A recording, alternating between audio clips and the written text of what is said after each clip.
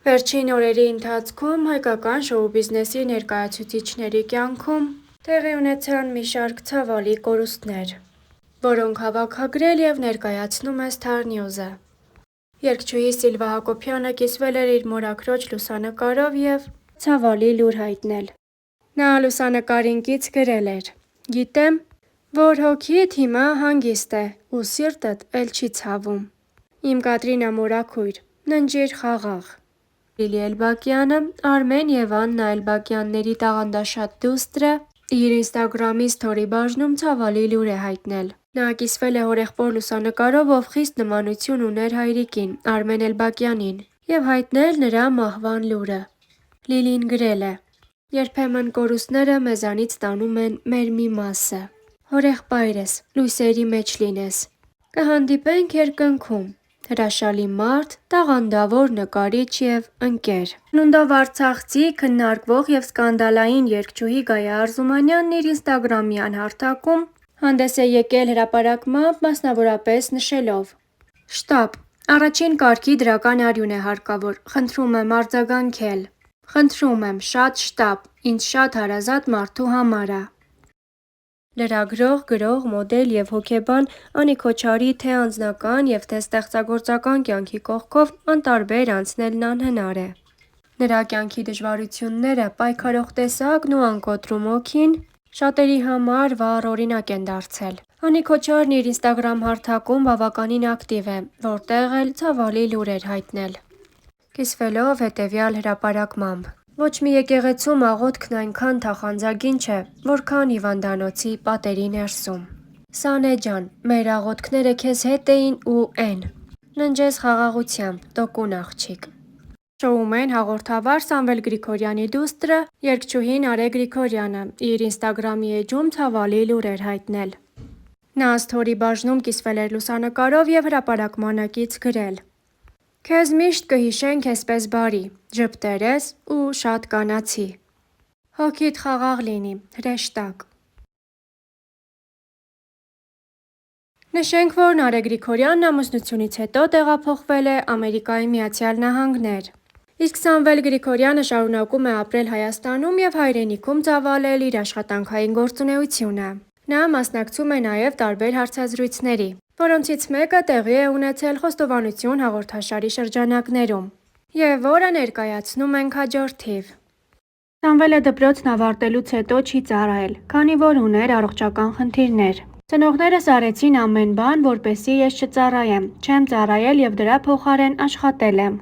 Լինելով Նադեժդա Սարգսյանի դպրոցի սան, կարոտում և զգում է նրա կարիքը։ «Շատ սիրում ու կարոտում եմ, երբեմն կարոտս առնում եմ Էմմիից։ Ժամանակ առ ժամանակ մեր կյանքում կարևոր ու լավ մարդկանց ենք կորցնում։ Կարոտը սկսում ա խեղդել ու խեղդել»։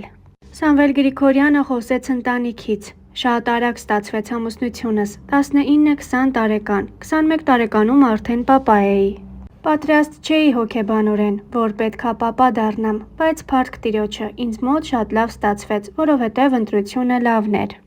Ես ու կինս երիտասարդ էինք, մամա ստեղծեց պայմանները, որպեսզի մեզ մեծացնի, դաստիարակի և տեսակավորի։ Ծնվեց առաջնեկս՝ Նարեն, 2 տարի հետո կորցրեցինք մի բալիկ։ Նարեից 4 տարի տարբերությամբ ծնվեց Նարեկը՝ որդիս»։ Խոսելով ծնողների կորստից և կարոտից, նա նշեց. «Չստացվեց իրենց մոտ, 12-13 տարեկան էի, ամուսնալուծվեցին։ Մենք 3 երեխաներով մնացինք մամայի հետ, հայրս ապրում էր հորաքրոջս տանը։ Մեր կապը շատ քիչ էր, պակաս էր։ Անցան տարիներ, մի օր հորաքույրս զանգահարեց, ասեց Սամվել, պապան լավ չի։ Այդ օրն իմ կյանքի ամենաբարդ օրերից մեկն էր։ 12 տարի հետո, նույն օրը, նույն ամսին, նույն ժամին մաման մահացավ։ Դա էլի մեծ հարված էր ինձ համար, էն ժամանակ փոքր էի, չկարողացա իրենց միացնել։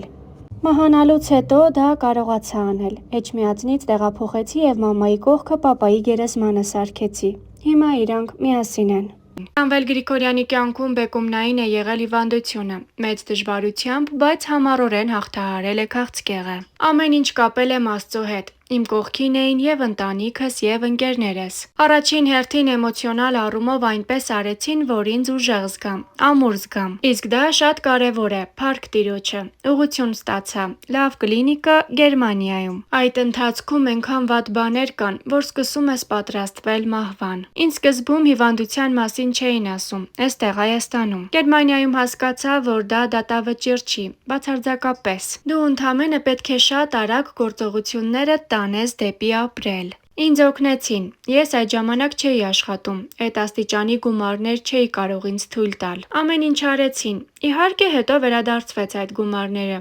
միանշանակ։ Քիմիա էի ստանում։ Ամենամեծ ապտակը, երբ դեկտեմբերի 31-ին տոնական տարեմուտի համերգը պիտի վարեի։ Դրանից առաջ Գերմանիայում էի։ Առաջին քիմիան էի ստանում։ Ամսի 29-ին զանգեցի իմ վարսավիրին, ասեցի գուցե իմ մոտ խնդիր լինի, մազերի հետ կապված։ Խնդրում եմ, որ պահին քեզ զանգ տամ, ինձ շատ արագ ընդունի։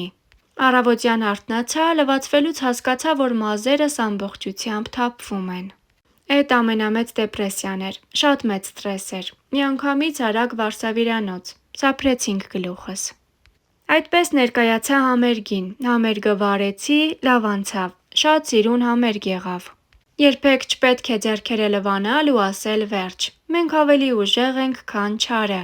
Իրավունք ունենք պայքարելու եւ իրավունք ունենք հաղթելու, եզրափակել էր սիրված հանդիսավարը։ Նշենք, որ երգիչ հաղորդավար Սամվել Գրիգորյանը 2017 թվականին դարձել է 48 տարեկան եւ այդ առիթով հարցազրույց է տվել այսօր AM-ին։ Նա կեսկատակ, կեսլուրջ նկատել է, եթե տարիքը կանանց վախեցնում է, ապա տղամարդկանց դեպքում հակառակն է, ուրախացնում է։ Տարիքի հետ տղամարդն առավել իմաստուն է դառնում, քանի որ կյանքն իր հետ տարբեր իրավիճակներ է բերում, որոնք տղամարդուն տեսակավորում ձևավորում են։ Տարիներն ավելի խելացի են դարձնում յուրաքանչյուրիս, ամեն դեպքում ես նման զգացողություն եմ ապրում։ Սամվել Գրիգորյանը չի թաքցնում, նվերներ տալուց շատ ուրախանում է, նաև նվերներ ստանալիս։ Ժպիտով նկատում է. Արդեն ստացել է շատ նվերներ ու դեռ պատրաստվում է։ Իմ կյանքի լավագույն նվերն իմ ընտանիքն է։ Լավ կին, լավ երեխաներ, համերաշխ ու խաղաղ մթնոլորտ։ Նյութականը միայն պահի համար է, այն կյանքը հետաքրքիր չի դարձնում։ Կյանքի միակ հետաքրքրությունը ընտանիքն է։ Սամվել Գրիգորյանի մոտ ամենաշատը տպավորվել է 1988-ի ծննդյան տարեդարձը։ 19-ամյա երիտասարդն այդ օրը բոլորովին այլ պլաններ ուներ, սակայն ամեն ինչ վայրկյանների ընթացքում փոխվեց։ Դրանից հետո նրա տարեդարձը երկար տարիներ նշվում էր դեկտեմբերի 8-ին կամ 9-ին, բայց ոչ երբեք դեկտեմբերի 7-ին։ 1988 թվականին նախապես պատրաստվել էինք, որ երեկոյան պետք է նշենք ծնունդս։ Բայց այն, ինչ եղավ, առավոտյան բնականաբար փոխեց ամբողջ ընթացքը։ Այդ օրվանից սկսված տևական ժամանակ ծննդյանս օրը փոխել էի, քանի որ հանրապետությունում սուգո օր էր հայտարարված։ Բայց արդեն մի քանի տարի է ճիշտ նույն օրն եմ նշում։ Վերքերն ինչ-որ չափով թեթևացան։